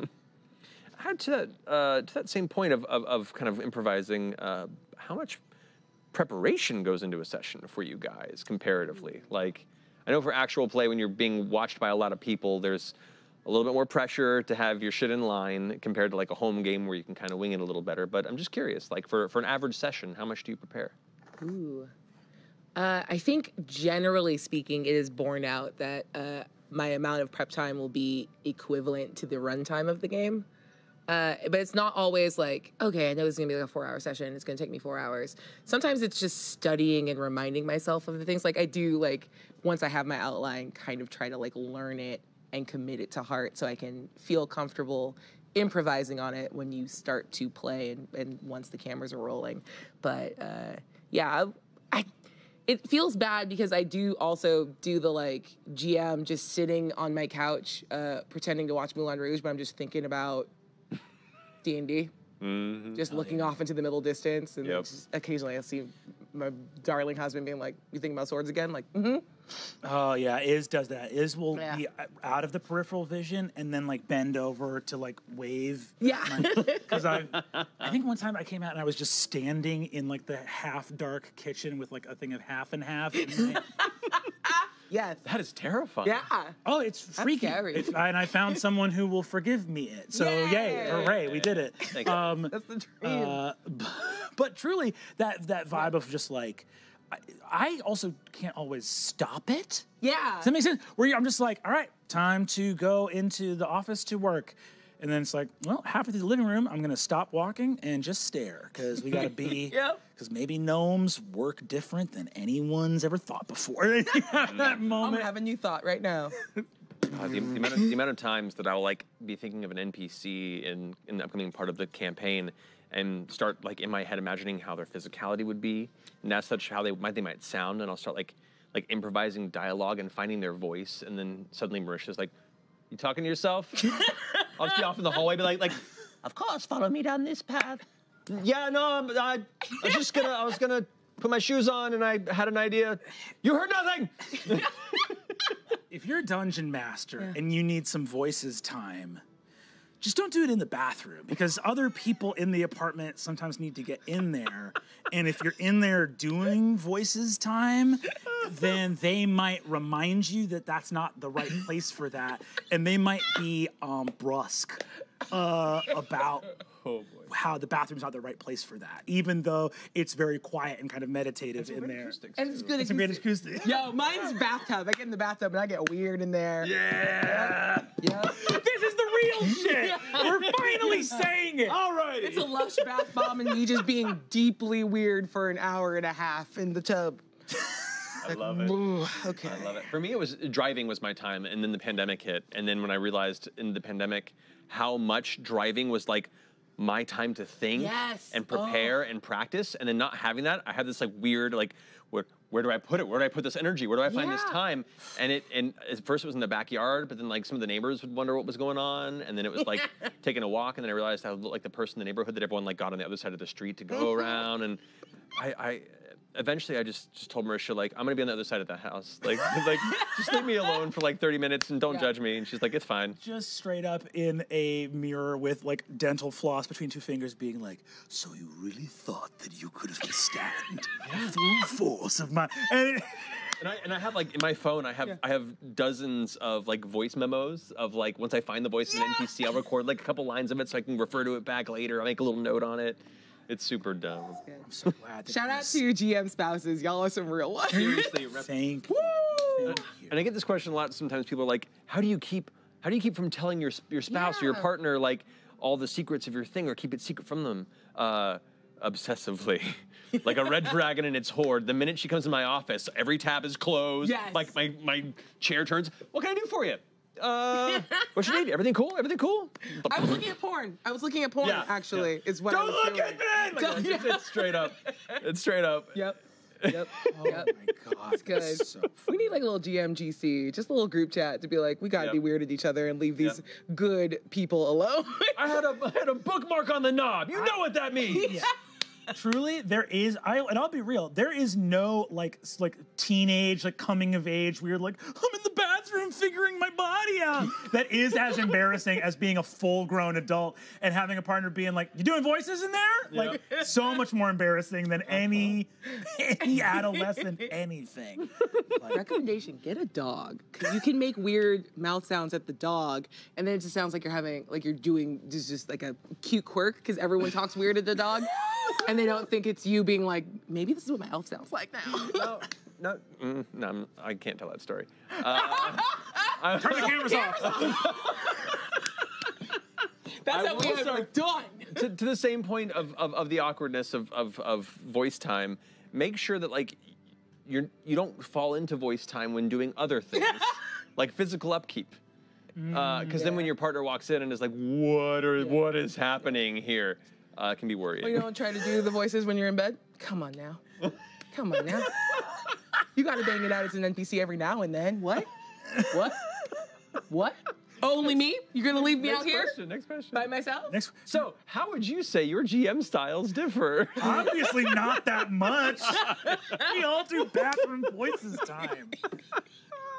Is this getting released? No, right? This is just for us, right?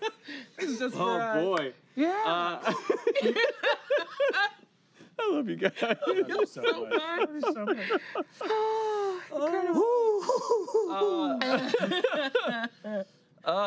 Well, here to take the heat off of that one a little bit. So, Aabria, Brennan, you for EXU and an extension of that, a lot of the other games that you've run on your own channels and other channels. How do you make sure that a self-contained story doesn't go too far off the rails? I guess to the point where it doesn't feel like, one, it's railroaded, to what you were saying earlier, but also ensuring that within a very set period of time you have to tell that story, you can still bring it home to that really successful and fulfilling conclusion. You start. I'm still thinking about dumb stuff from before. For sure, yeah. We'll come back to that. We'll come back. Yeah, probably. We'll be coming back to that for a while. I just can't believe I found bathroom buddies. There's like bathroom buddy time.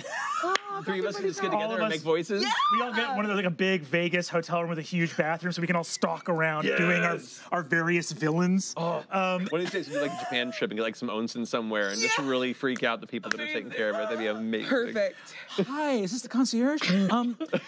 An adjacent suite appears to have 3 ancient deities of evil. Okay, how do you keep your story from going off the rails? First of all, again, like in a home game, you should never have as many rails as an actual play has. Like, and especially like D20 is structured. Like, Rick Perry has to pre-create all the sets, and there's a given number of them that have to be created ahead of time, which means that something like a plot has to go around the tent poles of those sets, which means that like character creation has to happen 8 weeks or more like in advance of when we're going to film episode 1, because that's the amount of lead time that Rick needs to and I don't want to make battle sets until I know who the PCs are, because I want to tie their backstory into, so like I don't recommend that you run your home game like Dimension 20. It's a lot. And also the fact that cameras roll with us going, you have 4 or 6 or 10 or 20 episodes to get this done. Yeah. And the plane's got to land, right? Is just frankly very stressful. But so that's why I think I'll always have a very different vantage point. Like we were saying before, all the sauce that I can on session zeros and character conversations, multiple check-ins. Let me understand where you're going. Because baby, when the cameras are rolling, I'm already fucked at that point. Like, just straight up, like the oven. Like we're in the oven now. Hope you've remembered the flour, because we're in the oven now. This is what the cake's gonna be. Yeah. So with all of that, I would say to put this in the context of a home game, so that this is actually useful. I would say, what the hell are rails, right? And essentially, what people in a home game refer to as rails is they mean like, what's my role as the storyteller here? Because I know that all of us are great storytellers, but I also know how much the three of us know that we're really not the storyteller, that you are that Greek chorus. Yeah. Like, if you're not any of the protagonists, to what degree are you the fucking storyteller at all, right? Yeah. And I have an analogy that's been bopping around in my head for a little bit that I think does explain rails, at least as I like to think of them. And I will do this in less than 5 minutes. I'm so sorry. Run the clock. Go for it. Okay. What I'm looking for when I'm a player is full immersion. I don't want the experience of being a storyteller when I'm a PC. Yeah. And that's a little bit of a different thing. Like, a lot of indie games want a flat hierarchy around the table where everybody's typed as a storyteller. I don't want that when I'm a player. Mm-hmm. When I'm a player, I want to be living in a story, immersed into a character that is not, to their knowledge, living in a story. Like Evan Kelp says in Misfits and Magic, I'm not a character. Yeah. Right? I don't want to play a character that's thinking about their fucking narrative arc. I want to play a character that wants to save the world as quickly and efficiently as possible, right? Yeah. But I, the player, want the arc. So me and my character exist at odds because I want the deep immersion. I want the fucking Mount Doom, Frodo's Quest, all that shit. But I want to play a character that doesn't want that. I want to play a character that gets the ring as quickly and safely as possible to Mount Doom, because that's the immersion I'm looking for. So what does that mean if I want to provide that experience to a player? Players are like water. They are going down the hill as fast as they can, seeking the path of least resistance. That's the character is like water. But the player wants anything other than a straight line. So my job as rails is irrigating a path down that lets the water always have taken the fastest route towards its goal, but at the end of it, the shape is the most convoluted and pleasing, right? That like you achieved the shape of a story while you were trying your hardest to go in a straight line. If that makes sense. I love that. Yeah, that's really cool. That's really good. So nice. I'm different now. You should do this for a living. Yeah. Oh man. But to me, that's what rails are. Yeah. The rail, like, my job when I'm telling a story is not to have a story in mind for you to go on. I really think about myself as improvising in reaction to the players with a bag full of lots and lots of storytelling tropes, right? That is literally like, I'm in reaction to you. You're driving, but I have a double helix. I have a weird S. I have this roundabout and this clover leaf. I have these shapes that I'm going to throw in front of you because I know you're trying to go straight, but I know you'll be sad if you do. Yeah. So that's what a DM's rails are to me. It's reactions to that desire of the PCs, knowing that the player wants one thing and the character wants another, and they'll be most pleased if they both get their way, which you can do with cleverly improvised rails. Nice. Yeah. And to that point, like, part of the preparation, to kind of what you were saying earlier, is getting to know enough about the world and the kind of story that you're hoping to tell and you're hoping the players will enjoy, so that when you do start, you can kind of let all that preparation go and just ride with the player, you know, actions and agency, and have that bag at the ready. And at that point, like, a lot of your preparation should be modular. Yeah. You know, you should know which things are important to tell the story, what bits of information you feel would be the most impactful for the players to discover, to uncover, to take to heart and use to drive them towards a goal to fulfill that heroic fantasy or that you know, horror narrative, whatever it is you're using to tell. You want to make sure that anything that's important to that story can be shifted. You know, if in order for them to discover the really important information about the mystery of the murders, they have to go to the police station to talk to this one guy, but they never go to the police station, what do you do?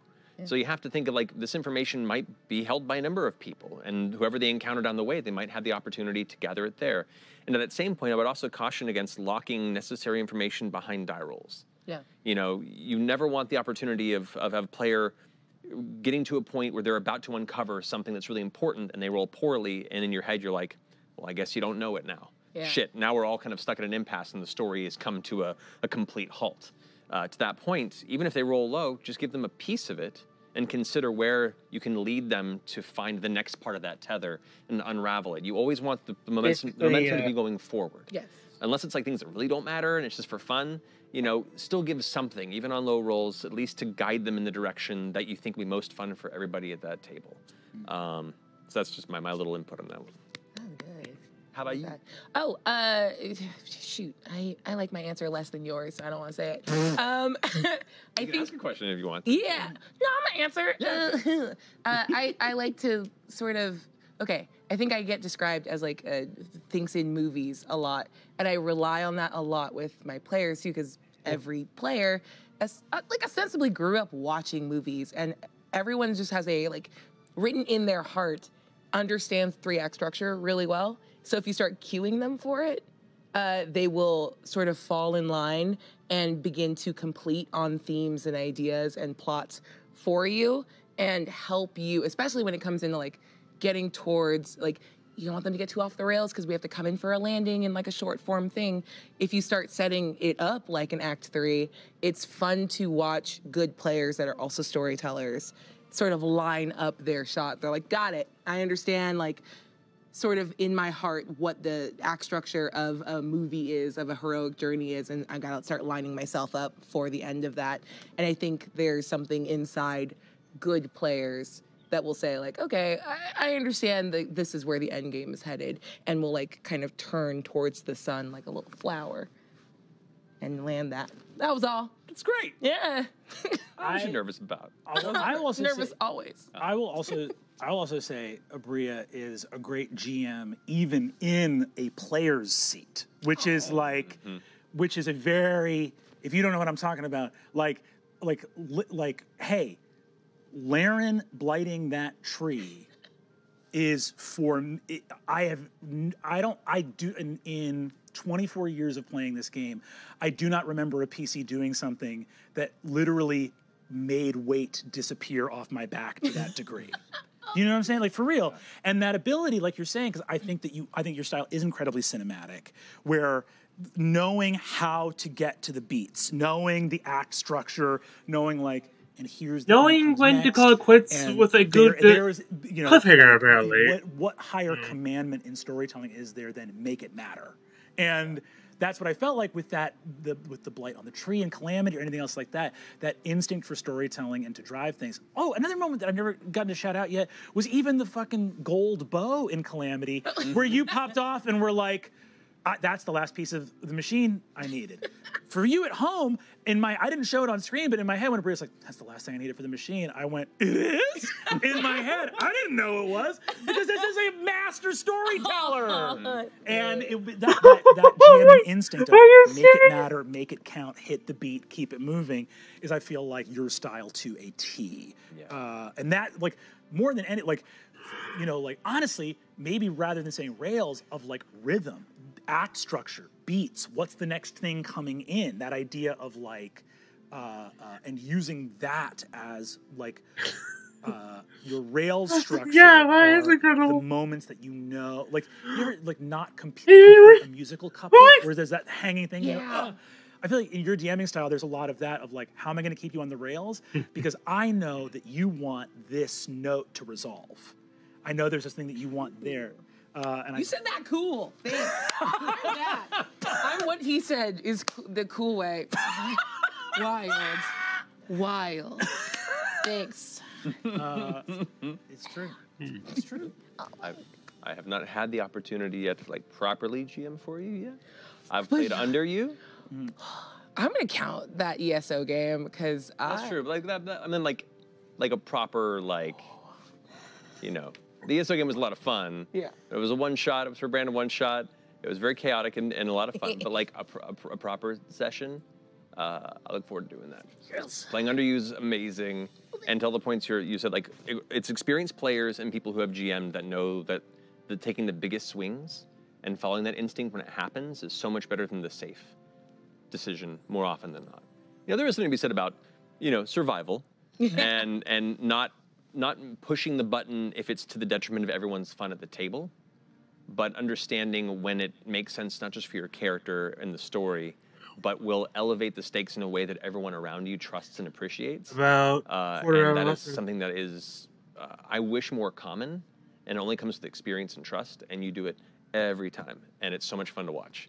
Thank you. I love it. I do want to say I feel like I learned if I have cool things from this, learning from watching you guys last summer, because getting to GM for both of you and watching sort of forever GMs untethered from having to be an entire world and focusing all of that creative might and the trust and freedom of thank you for trusting me in those moments and just being extraordinarily joyful and still having the full weight of your very good brains focused to the single point of a character. Like, I remember going home from every one of those sessions for Miss Mag and for EXU and being like, oh man, that's everything. That's why we do it. Like, you guys were just fun. It blew me away every time, and it was so cool to come back and try to do a little bit of that back at you and be like, this is what you look like a little bit, maybe like a tenth of it, and it's very cool. Hey, the very first episode you ever GM'd for me, you immediately did something, and I was like, I'm stealing that and using it forever. The fucking Aabria signature of, and here's what you don't see. And I went, and my head popped off my body and spun around in a little circle and went, you can do that? And then settled back onto my shoulders. I mean, talk about cinematic. That was, I feel like that was an incredible moment of oh my God, of talk about inviting the audience in. And of course, acknowledging the degree to which we are living in a story and to even frame it in that way of, here's what you don't see. That shit is still rocking my world a year later. What's so cool about this era of actual play, being, people that grew up, and some of us pre-internet, the older folks, or playing in spaces where the only experiences you had gaming were the people that you met in person through social groups or work environments. And so your exposure to different styles of GMing was extremely limited. And so, for me, up until I began running Critical Role and other people started, I began following their other streams and seeing people like you play, I only knew my style from the other friends who ran for me and me trying to improve myself in a vacuum. And I've learned so much in this short time from each of you, and I just continue to take notes and learn. And I love that we have this space now where we all can make each other better by playing together and by watching other people out there with all the other amazing actual plays that exist out there, and just kind of seeing what resonates and taking inspiration from that and incorporating it. There's, I see people we all talk about game masters, the top of the game. We're all still learning too, and we're all, we all have skills that lend very well to a lot of this, and we're all constantly learning from each other. And I think that excites me more than anything is the fact that even at this stage, I'm constantly taking notes. Yeah. It's a virtuous cycle. Y'all are the best. Yeah. Oh, now we're all bathroom buddies. Before we finish this up, though, we do have the important question. Ooh. What are your favorite GM snacks? Yeah, Brennan? Let me be clear. This was put into this fucking questionnaire to come for me. And I'm going to explain something. If you're at home and you're afraid to tell your gaming group that you're a snacker, I've got your back, okay? Because it's okay to fucking snack, all right? When you're out there, let some of us sweat from the moment we wake up to the moment we go to sleep. Some of our bodies are betraying us constantly. Would I have chosen this paper white, fur-covered, constantly sweating body? No, I wouldn't have. Does it require constant almonds? Yes. Almonds all the time. Okay? And I'm not going to apologize because these two fucking elevated beings, these two hovering, what are the pre-skexy, pre-mystic light beings from the Dark Crystal? Oh, God. You two, some of us are pod people, okay? I'm a little podling, and I need to snack. If I could have another mouth in my back so that I could, the biggest obstacle in my GMing, all right, is that the same place I talk from is where the food needs to go. We know what to get him for Christmas. Yeah. A mouth in my back. So that I can have a friend shoveling salami into an open furnace in my torso while I narrate. And I'm not sorry. I like to snack. To answer your question, almonds. Calamity was the least I've seen you snack, and that's how I knew that you knew it was real. I was like, this dude is not even eating almonds right now.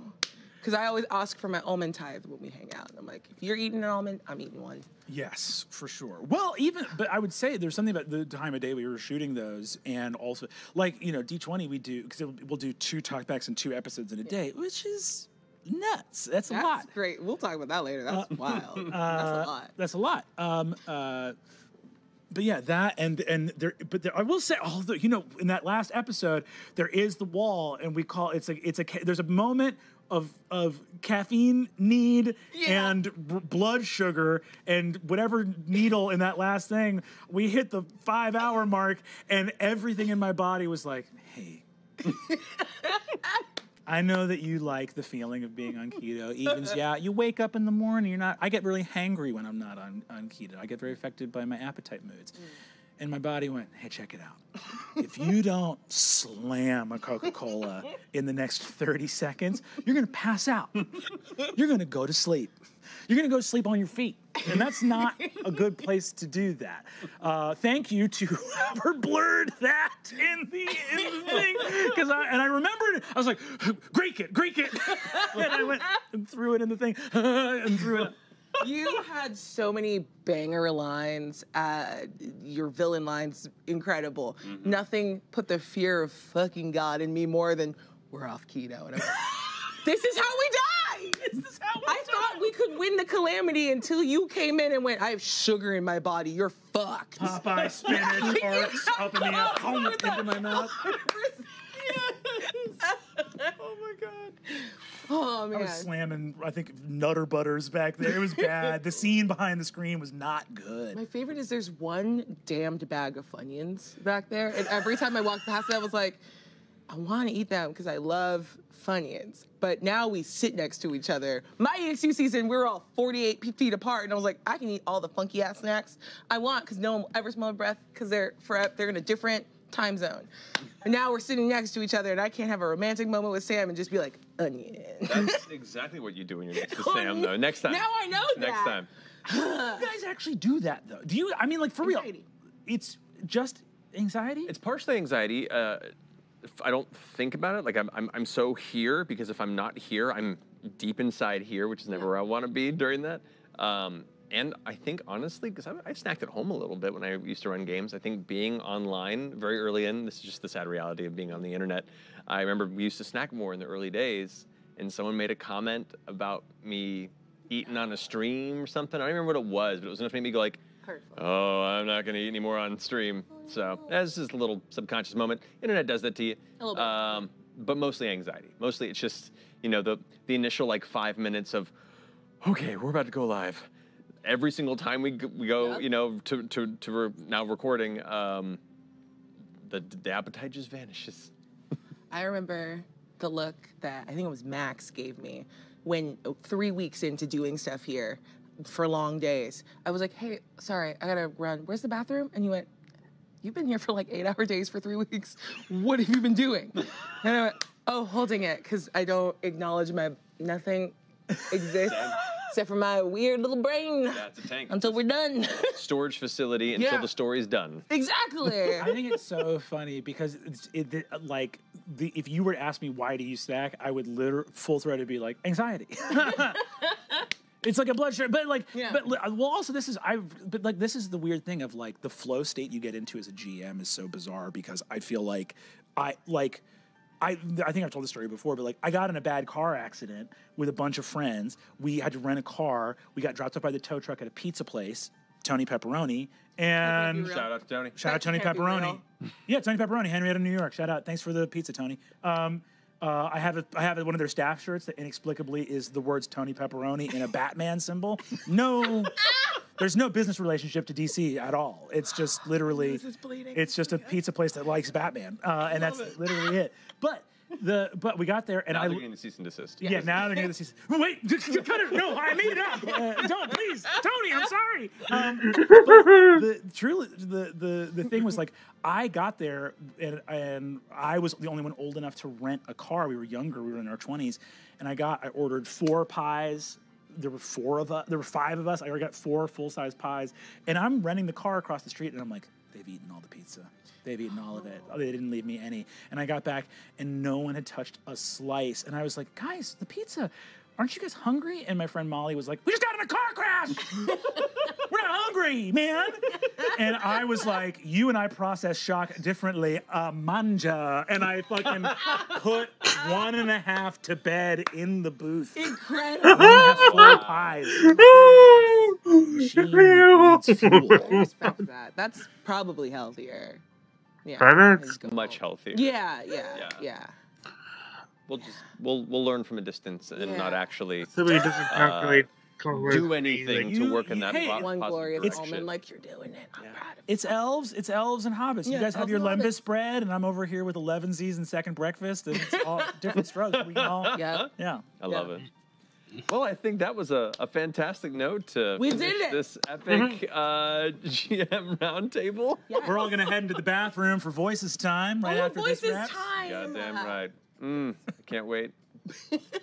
Thank you all for watching. Thank you for delightfully chaotic discussion. I love it so much. Thank you both so much for coming and being a part of this and building off of this and... speaking of this, Untitled Reborn campaign setting Reborn is available now, so you can bring the Magic of Big Time to your own table.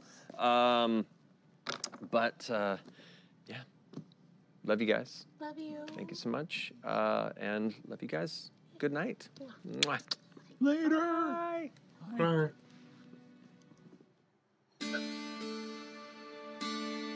And we'll call it and there. I might actually, who knows? I might be able to post this video while it's still today. Well, yesterday for you. You know, interesting tips. Hopefully, someday I'll get to incorporate them. But until then, and the next video. This is Farina Mentra. I'd like to say thank you for your support, especially you 50 subscribers. And to all of you, my viewers, may thee have good fortune on the quest of life.